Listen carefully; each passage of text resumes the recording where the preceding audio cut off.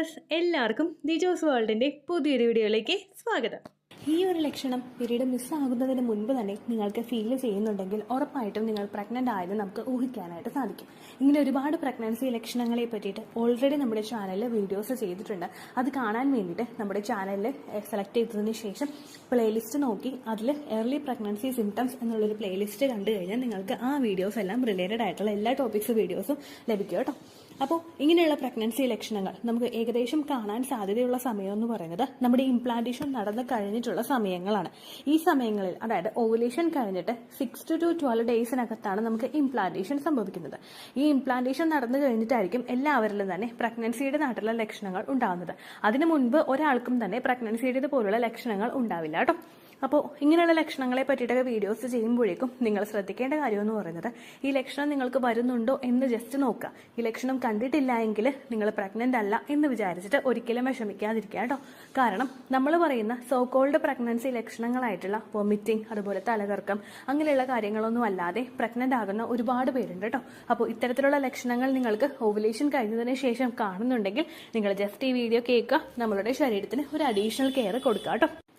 Additional care ശരീരത്തിന് കൊടുക്കുക എന്ന് പറയുമ്പോഴേക്കും നമ്മൾ ശ്രദ്ധിക്കേണ്ട കാര്യം, ഈ സമയങ്ങളിൽ ഫിസിക്കൽ കോണ്ടാക്ട് ചെയ്യാതിരിക്കുക, ധാരാളം വെള്ളം കുടിച്ച് നിങ്ങൾ ഹൈഡ്രേറ്റഡ് ആയിട്ടിരിക്കുക, നമ്മളെ കൊണ്ട് പറ്റുന്ന തരത്തിലുള്ള എക്സസൈസുകൾ, അതായത് ബ്രീത്തിങ് എക്സസൈസ്, മൈൽഡ് ആയിട്ടുള്ള walking exercise, leg of the wall exercise, ഇങ്ങനെയുള്ള കാര്യങ്ങളൊക്കെ ചെയ്തിട്ട് ഇംപ്ലാന്റേഷനെ ഒന്ന് സപ്പോർട്ട് ചെയ്ത് കൊടുക്കുക. ഇങ്ങനെയുള്ള എക്സസൈസ് ഒക്കെ ചെയ്യുമ്പോഴേക്കും നമ്മളുടെ യൂട്രസിലോട്ടുള്ള ബ്ലഡ് സർക്കുലേഷൻ കൂടും. ഫെർട്ടിലൈസ്ഡ് ആയിട്ടുള്ള എഗ്ഗിന് നല്ല രീതിയിൽ ഗ്രോ ആകാൻ വേണ്ടിയിട്ട് അവിടെ സഹായിക്കും.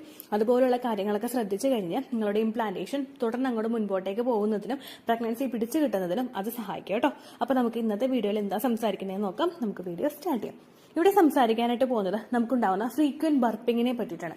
തുടർച്ചയായിട്ട് ഗ്യാസ് പോയിക്കൊണ്ടിരിക്കുന്ന ഒരു സിറ്റുവേഷൻ. നമുക്ക് മേളിൽ കൂടി മാത്രമല്ല, നമുക്ക് കീഴ്വായുമായിട്ടും നമുക്ക് ഗ്യാസ് കൂടുതലായിട്ട് പോകുന്നത്.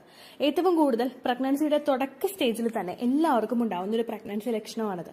നമ്മൾ സാധാരണയായിട്ട് ഗ്യാസ് നമുക്ക് ഉണ്ടാവുന്നത്, നമ്മളിപ്പോൾ ഭക്ഷണം കഴിക്കാനായിട്ട് ഒരുപാട് ലേറ്റ് ആയിട്ട് നമ്മൾ ഭക്ഷണം കഴിച്ചു കഴിഞ്ഞാൽ, അല്ലെങ്കിൽ നമ്മൾ ഭക്ഷണം കഴിക്കാൻ ഒരുപാട് നേരം നിന്നിട്ട് ഗ്യാസ് ഫോം ചെയ്യുന്ന തരത്തിലുള്ള ഭക്ഷണങ്ങൾ, അതായത് പയറ്, പരിപ്പ്, അങ്ങനെയുള്ള സാധനങ്ങൾ എന്തെങ്കിലുമൊക്കെ കഴിച്ചാലായിരിക്കും ഏറ്റവും കൂടുതൽ നമുക്ക് ഇങ്ങനെ ഗ്യാസിന്റെ ബുദ്ധിമുട്ടുകൾ ഉണ്ടാവുന്നത് കേട്ടോ.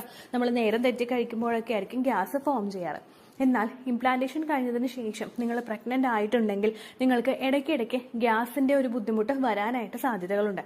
ഫ്രീക്വന്റ് ആയിട്ട് നമുക്ക് ബർപ്പ് ചെയ്യാനായിട്ട് തോന്നുക, മേളിൽ കൂടെ ആണെങ്കിലും കീഴ്പോട്ട് കൂടി ആണെങ്കിലും നമുക്ക് ഗ്യാസ് പോയിക്കൊണ്ടിരിക്കുക. ഇങ്ങനെ ഉണ്ടാവാനായിട്ട് പലതരത്തിലുള്ള റീസൺസ് ഉണ്ട്. ഏറ്റവും ആദ്യത്തെ കാരണം എന്ന് പറയുന്നത്, നമ്മൾ എടുക്കുന്ന പ്രൊജസ്ട്രോണിന്റെ മെഡിസിൻസ്, അല്ലെങ്കിൽ നിങ്ങളിൽ പ്രഗ്നന്റ് ആയി കഴിയുമ്പോൾ പ്രൊജസ്ട്രോൺ ഹോർമോൺ കൂടുന്നത്. പ്രൊജസ്ട്രോണിന്റെ മെഡിസിൻ എടുക്കുന്നവർക്ക് എളുപ്പത്തിൽ ഈ ഒരു വ്യത്യാസം തിരിച്ചറിയാനായിട്ട് സാധിക്കില്ല. കാരണം മെഡിസിന്റെ സൈഡ് എഫക്ട്സ് കൊണ്ട് നമുക്ക് ഈ ഒരു ബുദ്ധിമുട്ട് ഉണ്ടാകാം. അങ്ങനെ അല്ലാത്തവർക്ക്, മെഡിസിൻ എടുക്കാത്തവർക്ക് പ്രൊജസ്ട്രോൺ ഹോർമോൺ, നമുക്ക് ഇംപ്ലാന്റേഷൻ കഴിഞ്ഞു കഴിഞ്ഞാൽ ആ ഇംപ്ലാന്റേഷൻ പിടിച്ചു കിട്ടി മുൻപോട്ടേക്ക് ആ ഒരു എംബ്രിയോ വളരണമെങ്കിൽ പ്രൊജസ്ട്രോൺ ഹോർമോൺ അത്യന്താപേക്ഷിതമായിട്ടുള്ള ഒന്നാണ്. പ്രൊജസ്ട്രോൺ ഹോർമോണിന്റെ ഡെഫിഷ്യൻസി നമ്മളുടെ ശരീരത്തിൽ ഉണ്ടായി കഴിഞ്ഞു കഴിഞ്ഞാൽ നമ്മുടെ എൻഡോമെട്രിയൽ ലൈനിങ് അങ്ങോട്ട് ഷെഡ് ആയി പോകും, നമുക്ക് പീരിയഡ്സ് വരികയും ചെയ്യും കേട്ടോ. ഇതേ സെയിം മെക്കാനിസം തന്നെ നമുക്ക് ഈ പ്രൊജസ്ട്രോൺ ഹോർമോണിന്റെ മെഡിസിൻ എടുക്കുമ്പോഴും ഉണ്ടാവുന്നത്. അപ്പോൾ അങ്ങനെ വന്നു കഴിഞ്ഞ് കഴിഞ്ഞാൽ പ്രൊജസ്ട്രോണിന്റെ ഡെഫിഷ്യൻസി, നമ്മൾ പ്രൊജസ്ട്രോൺ നിർത്തി കഴിയുമ്പോഴേക്കും ഇങ്ങനെയുള്ള ലക്ഷണങ്ങളൊക്കെ നമുക്ക് പോവുകയുമാണ് ചെയ്യാറ്.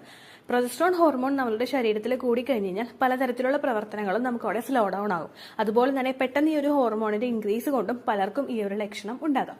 രണ്ടാമത്തെ ഒരു ബുദ്ധിമുട്ടെന്ന് പറയുന്നത്, നമ്മൾ പ്രഗ്നന്റ് ആകുന്ന സമയത്ത് നമ്മളിൽ പ്രഗ്നൻസി സക്സസ്ഫുൾ ആയി കഴിഞ്ഞ് കഴിഞ്ഞാൽ അത്രയും നാൾ വരെ, അല്ലെങ്കിൽ അത്രയും വർഷം വരെ ചുരുങ്ങിയൊരു പൊസിഷനിൽ ഇരുന്നിരുന്ന നമ്മുടെ യൂട്രസ് അതിന്റെ മസിൽസ് ഒക്കെ ഒന്ന് സ്ട്രെച്ച് ആക്കിയിട്ട് വളരാനായിട്ട് തുടങ്ങും. യൂട്രസ് ഒന്ന് എക്സ്പാൻഡ് ആവാനായിട്ട് തുടങ്ങുമ്പോഴേക്കും യൂട്രസ് എക്സ്പാൻഡ് ആവാനായിട്ടുള്ള ഒരു സപ്പോർട്ട് നമ്മുടെ പ്രൊജസ്ട്രോൺ ഹോർമോൺ കൊടുക്കുന്നു. ഇങ്ങനെയുള്ള ഒരു സപ്പോർട്ട് പ്രൊജസ്ട്രോൺ കൊടുക്കുമ്പോഴേക്കും അതിന്റെ ഭാഗമായിട്ട് പലതരത്തിലുള്ള പ്രവർത്തനങ്ങളും അവിടെ ചുരുങ്ങുന്നു. ഇതിൽ ഏറ്റവും കൂടുതൽ ഇതിനെ അഫക്ട് ചെയ്യുന്ന ഒന്നാണ് കുടല്. നമ്മുടെ കുടലിന് അവിടെയുള്ള പേശികളും മസിൽസും ഒക്കെ ഒന്ന് ചുരുങ്ങാനായിട്ട് തുടങ്ങും. ഇങ്ങനെ കുടലിലെ പേശികളും മസിൽസും ഒക്കെ ചുരുങ്ങുന്നതിന്റെ ഭാഗമായിട്ട് നമുക്ക് ആ ഒരു ഗ്യാസ് ഫോം ചെയ്യുന്നത് കടത്തിവിടാനായിട്ടുള്ള ഒരു മാർഗം ഇല്ലാണ്ടായി പോകുന്നു. അതായത് അതൊന്നും എൻലാർജ് ആവാതെ നോർമലായിട്ട് ഇങ്ങനെ ചുരുങ്ങിയിരിക്കുമ്പോഴേക്കും അങ്ങനെ ഒരു ഗ്യാസ് ഫോർമേഷൻ അവിടെ ഉണ്ടാകാനായിട്ട് സാധ്യതകളുണ്ട്. ഇങ്ങനെ വരുമ്പോഴേക്കും നമുക്ക് ഫ്രീക്വന്റ് ആയിട്ട് ബർപ്പ് ചെയ്യാൻ വേണ്ടിയിട്ടുള്ള, നമുക്ക് ഇടയ്ക്കിടയ്ക്ക് ഗ്യാസ് പോകാൻ വേണ്ടിയിട്ടുള്ള ഒരു ടെൻഡൻസി ഉണ്ടാകുന്നു. സെയിം ഇതേ മെക്കാനിസം തന്നെയാണ് നമുക്ക് കീഴ്വായുമായിട്ട് പോകുമ്പോഴും ഉണ്ടാകുന്നത്. ഗ്യാസിന് പോകാനായിട്ടൊരു വഴിയില്ലാതെ ഗ്യാസ് നമുക്ക് കൂടുതലായിട്ട് തിങ്ങുന്ന ഒരു സിറ്റുവേഷൻ നമുക്ക് ഉണ്ടാകും. പ്രഗ്നൻ്റ് ആയിട്ടുള്ള ഒരു സ്ത്രീക്ക് നമ്മളിപ്പോൾ ഭക്ഷണം കഴിക്കുമ്പോഴേക്കും നമ്മൾ നോർമലി ഭക്ഷണം കഴിക്കുന്നത് 4 നേരമാണ്. ഈ 4 നേരം നമ്മൾ ഭക്ഷണം കഴിക്കുമ്പോഴേക്കും നമ്മൾ രാവിലെ എടുക്കുന്ന ഭക്ഷണം, ഉച്ചയ്ക്ക് എടുക്കുന്ന ചോറ്, ഇങ്ങനെയുള്ള കാര്യങ്ങളൊക്കെ ദഹിക്കാനായിട്ട് കുറച്ച് ടൈം എടുക്കും. നമ്മൾ പ്രഗ്നൻ്റ് ആകുമ്പോഴേക്കും നമ്മുടെ ഡൈജസ്റ്റീവ് സിസ്റ്റം സ്ലോ ആകും, നമ്മുടെ ദഹന പ്രക്രിയ സ്ലോ ആകും. ഇങ്ങനെ ദഹനം സ്ലോ ആയി വന്നു കഴിഞ്ഞാൽ ദഹിക്കാനായിട്ട് എടുക്കുന്ന സമയവും അതിനനുസരിച്ച് സ്ലോ ആയിക്കൊണ്ടിരിക്കും. ഇങ്ങനെ വരുമ്പോഴേക്കും നമുക്ക് ഇതിന്റെ ഭാഗമായിട്ടും ഗ്യാസ് ഫോം ചെയ്യാൻ വേണ്ടിയിട്ടുള്ള സാധ്യതകൾ കൂടുതലാണ്. നമുക്ക് ഫ്രീക്വന്റ് ആയിട്ട് ഇതുപോലെ ഗ്യാസിന്റെ ബുദ്ധിമുട്ട് വരുമ്പോഴേക്കും പലർക്കും ഈ ഒരു ഗ്യാസ് വായിൽ കൂടെ പോകുമ്പോഴേക്കും അതിന് ഭയങ്കരമായിട്ട് കയ്പ്പ് അല്ലെങ്കിൽ വേറെ തരത്തിലുള്ള ഭയങ്കര ബാഡ് ആയിട്ടുള്ള ഒരു സ്മെല്ലും നമുക്ക് ഫീൽ ചെയ്യും. ഇങ്ങനെയുള്ള ബുദ്ധിമുട്ടുകളും പലർക്കും പ്രഗ്നൻസിയുടെ ഏർലി സ്റ്റേജിൽ ഉണ്ടാവാറുണ്ട്. അപ്പോൾ ഇങ്ങനെയുള്ള കാര്യങ്ങൾ നിങ്ങൾക്ക് തുടർച്ചയായിട്ട് കാണുന്നുണ്ടെങ്കിൽ നിങ്ങൾ ശരീരം നല്ലതുപോലെ ശ്രദ്ധിക്കുക. ഇത് പ്രഗ്നൻസി ആയതിന്റെ സൂചനയാകും കേട്ടോ. അടുത്തതായിട്ട് നിങ്ങൾ ശ്രദ്ധിക്കേണ്ട കാര്യം, ഇങ്ങനെ ഗ്യാസ് നിങ്ങൾക്ക് ഫോം ചെയ്ത് കഴിഞ്ഞാൽ, ഇനി അത് പ്രഗ്നൻസി ആണെന്ന് നിങ്ങൾക്ക് അറിയാമെങ്കിലും അറിയില്ലെങ്കിലും നമ്മൾ എങ്ങനെയാണ് അത് കൺട്രോൾ ചെയ്യേണ്ടത് എന്ന് നമുക്ക് നോക്കാം. നമ്മളുടെ ഫിസിക്കൽ ആക്ടിവിറ്റി ഒന്ന് ആക്റ്റീവ് ആക്കി കൊടുക്കുക. നമ്മളിപ്പോൾ സെഡൻഡറി ലൈഫ് സ്റ്റൈൽ ആണെങ്കിൽ നമ്മൾ എക്സസൈസുകളൊന്നും ചെയ്യുന്നില്ല എങ്കിൽ, ഇംപ്ലാന്റേഷൻ നടക്കുന്ന സമയത്ത് മറ്റുള്ള എക്സസൈസുകളൊന്നും നിങ്ങൾക്ക് ചെയ്യാൻ പറ്റുന്നില്ല എങ്കിൽ നിങ്ങൾ നല്ലതുപോലെ ഒന്ന് വാക്കിംഗ് ചെയ്യുക. കൈ നല്ലതുപോലെ വീശി നമ്മുടെ ദേഹം അനങ്ങുന്നത് പോലുള്ള ഒരു വാക്കിംഗ് നമ്മൾ ചെയ്യുക. അല്ലെങ്കിൽ 8 വാക്കിംഗ് എന്ന് പറഞ്ഞൊരു മെത്തേഡ് ഉണ്ട്. 8 വാക്കിംഗ് ആണെങ്കിലും നിങ്ങൾക്ക് ചെയ്യാവുന്നതാണ്. 8 വാക്കിങ്ങിനെ പറ്റി കൂടുതലായിട്ട് അറിയാൻ വേണ്ടിയിട്ട് നമ്മുടെ ചാനലിൽ ദീജോസ് വേൾഡ് 8 വാക്കിംഗ് എന്ന് ടൈപ്പ് ചെയ്ത് കഴിഞ്ഞാൽ നിങ്ങൾക്ക് ആ വീഡിയോ കിട്ടുന്നതായിരിക്കും കേട്ടോ. അല്ലെങ്കിൽ ഫോർട്ടിലിറ്റി എക്സസൈസ് എന്ന് പറയുന്ന പ്ലേലിസ്റ്റ് വാച്ച് ചെയ്താലും നിങ്ങൾക്ക് ആ വീഡിയോസ് ലഭിക്കുന്നതായിരിക്കും. 8 വാക്കിംഗ് പോലുള്ള എക്സസൈസുകളൊക്കെ നമ്മൾ ചെയ്യുമ്പോഴേക്കും നമ്മുടെ ദഹനം ഒന്നും കൂടി ഒന്ന് ആക്റ്റീവായിട്ട് നടക്കാൻ വേണ്ടിയിട്ടും ഗ്യാസ് ഫോം ചെയ്യുന്നത് അവോയ്ഡ് ചെയ്യാൻ വേണ്ടിയിട്ടും അത് ഹെൽപ്പ് ചെയ്യാം കേട്ടോ. അടുത്തായിട്ട് നിങ്ങൾ ശ്രദ്ധിക്കേണ്ട കാര്യം, വയറ് ഒരുപാട് വിശക്കാൻ വേണ്ടിയിട്ടുള്ള ഒരു സിറ്റുവേഷൻ നിങ്ങൾ കൊടുക്കാതിരിക്കുക. അതായത് ഇപ്പോൾ നിങ്ങൾ ഭക്ഷണം കഴിക്കുന്ന സമയത്താണെങ്കിലും ഒരുപാട് നേരം ലേറ്റ് ആയിട്ട് ഭക്ഷണം കഴിക്കുന്ന ഒരു സിറ്റുവേഷൻ നിങ്ങൾ മാക്സിമം അവോയ്ഡ് ചെയ്യുക കേട്ടോ. അതുപോലെ തന്നെ ഭക്ഷണം കഴിക്കുമ്പോൾ നമ്മൾ ശ്രദ്ധിക്കേണ്ടത്, നിങ്ങൾ പ്രഗ്നന്റ് ആണെങ്കിൽ 4 നേരം നിങ്ങൾ ഭക്ഷണം കഴിക്കുന്നുണ്ടെങ്കിൽ അത് കൂട്ടിയിട്ട് 8 നേരമാക്കി നിങ്ങൾ കഴിക്കുക. അതായത് നിങ്ങൾ രാവിലെ 8 മണിക്ക് ബ്രേക്ക്ഫാസ്റ്റ് കഴിക്കുന്നുണ്ടെങ്കിൽ 8 മണിക്ക്, പിന്നെ 10 മണിക്ക്, പിന്നെ 12 മണിക്ക്, പിന്നെ ഒരു 3 മണിക്ക് എന്തെങ്കിലും സ്നാക്സ്, പിന്നെ 6 മണിക്ക്, അങ്ങനെ നിങ്ങൾ ടൈം കൂട്ടിയെടുക്കുക. നമ്മൾ തീറ്റപ്രാന്തരാവും അങ്ങനെയുള്ള രീതിക്ക് ഭക്ഷണം കഴിക്കാനല്ല കേട്ടോ ഉദ്ദേശിച്ചത്. നമ്മൾ കഴിക്കുന്ന ക്വാണ്ടിറ്റി, 4 നേരം നിങ്ങൾ കഴിക്കുന്ന ക്വാണ്ടിറ്റി സ്പ്ലിറ്റ് ചെയ്തിട്ട് നിങ്ങൾ 8 നേരം ആക്കുക, അല്ലെങ്കിൽ 6 നേരം ആക്കുക. 6 ടൈം നിങ്ങൾ ആക്കുക. 8 നേരമല്ല, 6 ടൈം നിങ്ങൾ ആക്കുക. 4 നേരം നിങ്ങൾ കഴിക്കുന്നത് ചുരുക്കി അതേ ക്വാണ്ടിറ്റി തന്നെ 6 ആക്കി നിങ്ങൾ 6 സമയം 6 നേരത്തെ നിങ്ങൾ 6 ടൈംസ് നിങ്ങൾ എടുക്കാനായിട്ട് ശ്രദ്ധിക്കുക കേട്ടോ. അങ്ങനെ വന്നു കഴിഞ്ഞാൽ ദഹനം നിങ്ങളുടെ കുറേയും കൂടി അഡ്വാൻസ്ഡ് ആയിട്ട് നടക്കും. നമ്മൾ ആദ്യം എടുക്കുന്ന കുറച്ച് ഭക്ഷണം ദഹിക്കാൻ വേണ്ടിയിട്ടുള്ള ഒരു സമയം നിങ്ങൾ ശരീരത്തിന് കൊടുക്കുന്നു. അതിനുശേഷം നിങ്ങൾ അടുത്ത ഭക്ഷണം കഴിച്ചു കഴിഞ്ഞാൽ അതിന് ദഹിക്കാൻ വേണ്ടിയിട്ടുള്ള സമയവും അവിടെ ഈക്വൽ ആയിട്ട് കിട്ടുന്നു. അങ്ങനെ വന്നു കഴിഞ്ഞാൽ ലാർജ് ക്വാണ്ടിറ്റി ദഹിക്കാനുള്ള സമയം നമുക്ക് അവിടെ വേണ്ടാതെ വരുന്നു. അങ്ങനെ വരുമ്പോഴേക്കും നമുക്ക് ഫ്രീക്വന്റ് ആയിട്ട് ബർപ്പിംഗ് ഉണ്ടാകുന്നതിനുള്ള ഒരു സിറ്റുവേഷൻ നമുക്ക് അവോയ്ഡ് ചെയ്യാനായിട്ട് സാധിക്കും കേട്ടോ. പിന്നെ ഇങ്ങനെയുള്ള ബുദ്ധിമുട്ടുകൾ നിങ്ങൾക്ക് ഉണ്ടാകുമ്പോഴേക്കും ധാരാളം വെള്ളം കുടിക്കാനായിട്ട് ശ്രദ്ധിക്കുക. ഗ്യാസിന്റെ ബുദ്ധിമുട്ടുകൾ നിങ്ങൾക്ക് ഇടയ്ക്കിടയ്ക്ക് വരുന്നുണ്ട് എന്ന് വിചാരിച്ചിട്ട് ഒരിക്കലും ഗ്യാസ് ഫോം ചെയ്യാനായിട്ട്, അല്ലെങ്കിൽ ഗ്യാസ് വരുമ്പോൾ നമുക്ക് ബുദ്ധിമുട്ട് വരുമ്പോഴേക്കും മാറ്റാൻ വേണ്ടിയിട്ട് സോഡ കുടിക്കുകയോ അല്ലെങ്കിൽ ഗ്യാസ് ഫോം ചെയ്യുമ്പോൾ നമ്മൾ കഴിക്കുന്ന മെഡിസിൻസ് ഓവറായിട്ട് എടുക്കുകയോ ചെയ്യാതിരിക്കുക കേട്ടോ. ഒരുപാട് പേര് ചെയ്ത് കാണുന്ന ഒരു മിസ്റ്റേക്കാണ്. നമ്മളിപ്പോൾ സോഡയുടെ കണ്ടന്റ് ഒരുപാട് നമ്മളുടെ ശരീരത്തിൽ എത്തിക്കുന്നത് നല്ലതല്ല പ്രഗ്നൻസിയുടെ സമയത്ത്. അതുപോലെ തന്നെ നമ്മൾ അൺവാണ്ടഡ് ആയിട്ട് എന്തെങ്കിലും മെഡിസിൻസ് എടുക്കുന്നതും പ്രഗ്നൻസിയുടെ സമയത്ത് നല്ലതല്ല കേട്ടോ. അതുകൊണ്ട് ഗ്യാസ് നിങ്ങൾക്ക് ഫോം ചെയ്യുന്നുണ്ടെങ്കിൽ ഇങ്ങനെയുള്ള ഹോം റെമഡീസ് നിങ്ങൾ ഫോളോ ചെയ്യുക. അങ്ങനെ നിങ്ങൾക്ക് ഗ്യാസ് കൺട്രോൾ ചെയ്യാനായിട്ട് സാധിക്കും. ഇത്രയേ ഉള്ളൂ വീഡിയോ. യൂസ്ഫുൾ ആയി കാണുമെന്ന് വിശ്വസിക്കുന്നു. യൂസ്ഫുൾ ആവുന്നുണ്ടെങ്കിൽ ലൈക്ക് ചെയ്യുക, ഫ്രണ്ട്സിനൊക്കെ ഷെയർ ചെയ്ത് കൊടുക്കുക കേട്ടോ. എന്തെങ്കിലും സംശയം ഉണ്ടെങ്കിൽ നിങ്ങൾ കമൻസിൽ ചോദിക്കുക. പണ്ടത്തെ വീഡിയോയ്ക്ക് കമൻസ് ഇടുന്നവർക്ക് റിപ്ലൈ ലഭിക്കുന്നില്ലെങ്കിൽ ലേറ്റസ്റ്റ് ആയിട്ട് ഞാൻ ഏത് വീഡിയോ ആണോ അപ്ലോഡ് ചെയ്യുന്നത് അതിന് താഴെ കമൻറ്റ് ഒന്ന് കോപ്പി പേസ്റ്റ് ചെയ്യാനായിട്ട് ശ്രദ്ധിക്കുക കേട്ടോ. അതുപോലെ ഓവുലേഷൻ ഡേറ്റ് കാൽക്കുലേറ്റ് ചെയ്ത് തരാനായിട്ട് റിക്വസ്റ്റ് ചെയ്യുന്ന ആളുകൾ എത്രയാണോ സൈക്കിൾ ലെങ്ത് അത് മെൻഷൻ ചെയ്യാനായിട്ട് ശ്രദ്ധിക്കുക.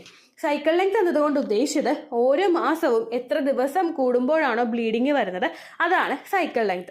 കഴിഞ്ഞ മാസം ഒരു 8-ാം തീയതിയാണ് ബ്ലീഡിങ് ആയതെങ്കിൽ ഈ മാസം 6-ാം തീയതിയാണ് ബ്ലീഡിങ് ആയതെങ്കിൽ കഴിഞ്ഞ മാസം 8-ാം തീയതി മുതൽ ഈ മാസം 6-ാം തീയതി വരെ എത്ര ദിവസമുണ്ടോ അത് കാലണ്ടറിൽ എണ്ണി തിട്ടപ്പെടുന്നതാണ് നിങ്ങളുടെ സൈക്കിൾ ലെങ്ത്.